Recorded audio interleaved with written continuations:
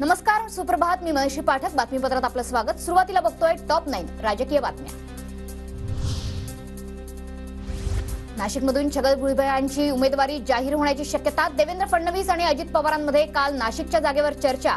भुजबळांना उमेदवारी जाहीर झाल्यास हेमंत गोडसेंच्या भूमिकेकडे लक्ष. भुजबळ कुटुंबियांकडून नाशिक जिल्हा बँकेचं कर्ज भरण्यास सुरुवात. छगन भुजबळ नाशिक लोकसभा लढणार असल्याची चर्चा, तर कुठलीही अडचण न येण्यासाठी कर्ज भरण्यास सुरुवात. ठाकरे गटाचे नेते संजय राऊत आजपासून 3 दिवसांच्या सांगली दौऱ्यावर. चंद्रहार पाटलांच्या प्रचारासाठी राऊत सांगली दौऱ्यावर. नाराज काँग्रेस नेत्यांशीही राऊत बोलण्याची शक्यता. सांगलीत लोकसभा निवडणूक आम्हीच लढणार. नाराज कार्यकर्त्यांची समजूत काढण्याचं काँग्रेसचं कर्तव्य. सांगलीच्या जागेवर खासदार संजय राऊतांचं वक्तव्य.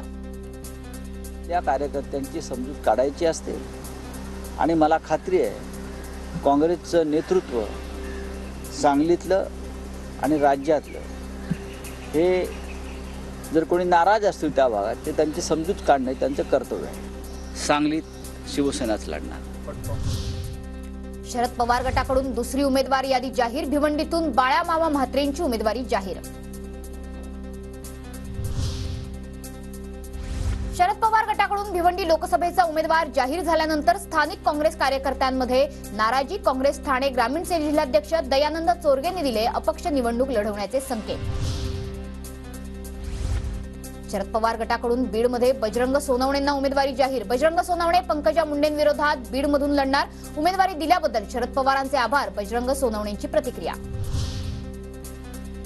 ज्योती मेटे यांना वंचितकडूनही ऑफर. सूत्रांची माहिती. शरद पवार गटाकडून उमेदवारी न मिळाल्यानं ज्योती मेटे नाराज असल्याची माहिती.